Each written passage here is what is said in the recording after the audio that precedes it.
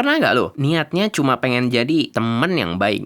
Ujung-ujungnya malah lu yang paling banyak ngerjain tugas kelompok sendirian. Lu yang bayarin seblak seangkatan, lu yang lembur memperindah PPT, tetapi pas lu butuh bantuan, mereka semua ngedadak hilang kayak ditelan almond. Sampai-sampai ngechat aja di ghosting. Selamat, lu sebenarnya bukan teman yang baik, tapi kayak keset selamat datang versi manusia. Gampang diinjek, ngilangin kotoran, dan ditinggal begitu aja kalau udah gak perlu. Biar gak jadi korban, sini kita bahas 7 kebiasaan kecil yang mungkin secara gak sadar bikin orang lain gampang memanfaatkan lu.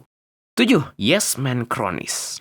Lu gak bisa bilang gak. Kata itu udah hilang dari kamus lu. Di ban kayak kena sensor kominfo. Ada temen mau minjem motor padahal mau lu pakai. Oh, pakai aja itu, bre. Diajak nongkrong padahal isi dompet tinggal 1 lembar gambar Patimura megang golok. Gas aja gua mah.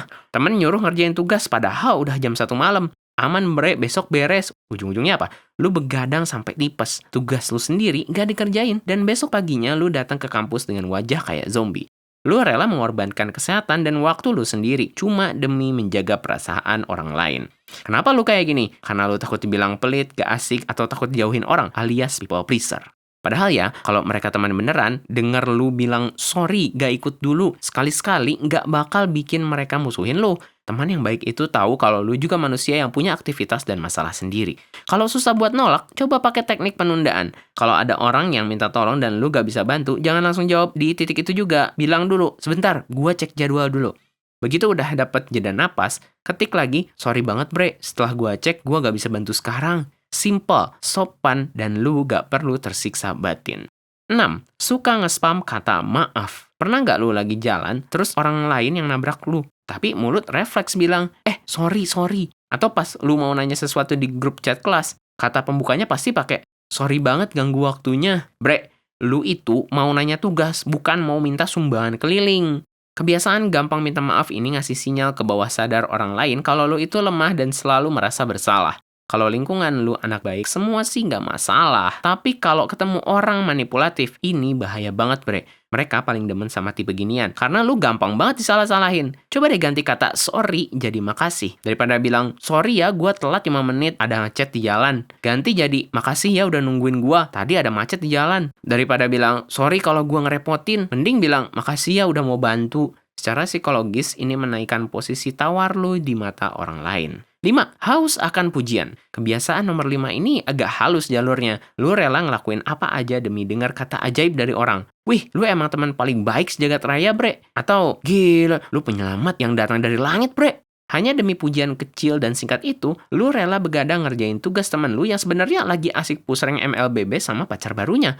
Lu ngerasa berharga kalau cuma lu berjasa buat orang lain. Lu ngapain sih? Sadar deh, bre. Pujian mereka itu gak bisa dipakai buat bayar SPP atau beli kuota internet. Begitu pujiannya habis, lu capek sendiri, sedangkan mereka dapat enaknya secara cuma-cuma.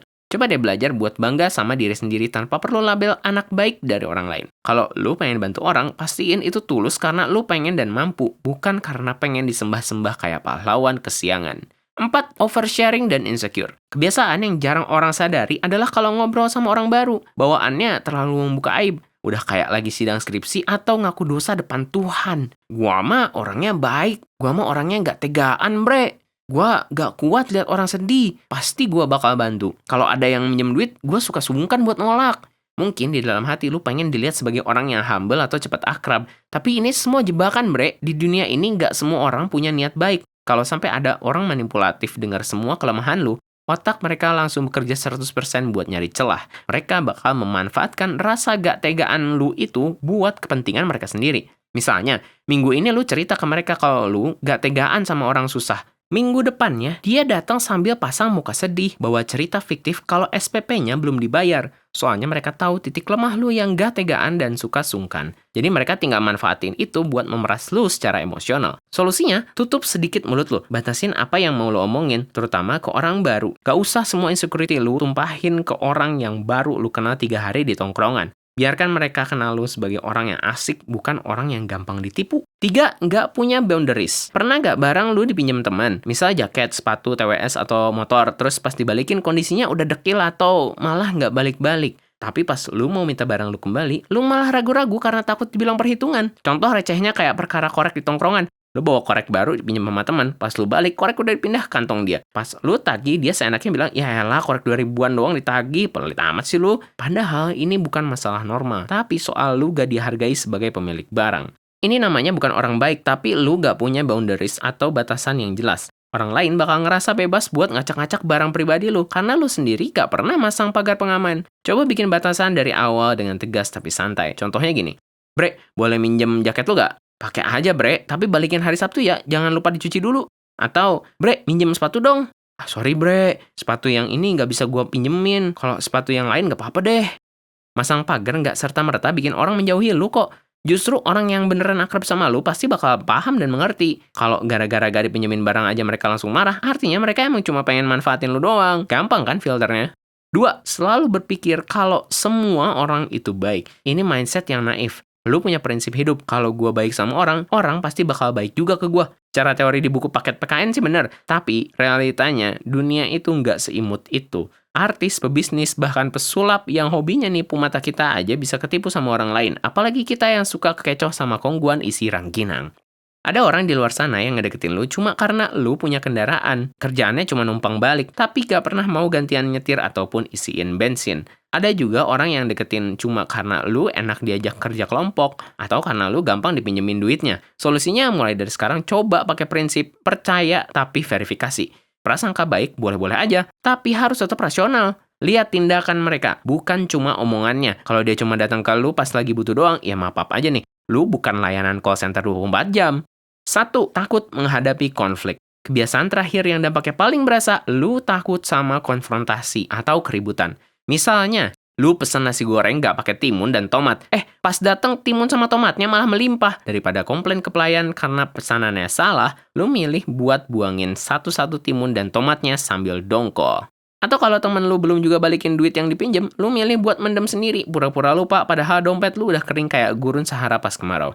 Sifat takut konflik ini bikin lu gampang pasrah pas hak-hak lu diambil orang lain. Lu memilih ngalah demi kedamaian. Padahal kedamaian yang lu dapat itu palsu, karena di dalam hati sebenarnya lu gak ridho sama sekali.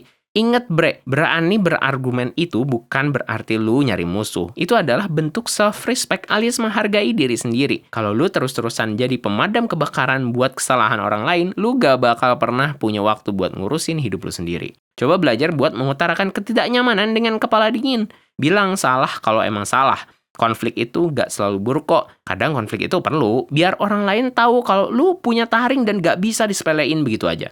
Itu dia 7 kebiasaan yang sadar gak sadar bikin lu gampang dimanfaatin sama orang lain. Apakah kita gak boleh jadi orang baik, bre? Gak gitu juga. Jadi orang baik itu wajib. Tapi jadi orang bego itu pilihan. Jangan sampai kebaikan lu malah jadi senjata buat orang lain dan akhirnya ngerugiin diri lu sendiri. Ngomong-ngomong soal gak enakan, gua mau nantang kalian buat jujur-jujuran nih di kolom komentar. Coba tulis apa hal paling absurd yang pernah lu iyain cuman gara-gara lu gak enak buat nolak. Apakah temen lu pernah maksa lu buat ikut ngedate bertiga biar jadi roda ketiga? Atau malah lu jadi dompet bergerak buat bayarin tagihan makan padahal sisa saldo lu harusnya buat bayar kuliah? Jangan lupa like kalau video ini bermanfaat, share ke teman-teman lu yang sampai sekarang masih suka dimanfaatin biar dapat hidayah, dan subscribe biar gak ketinggalan video seru lainnya.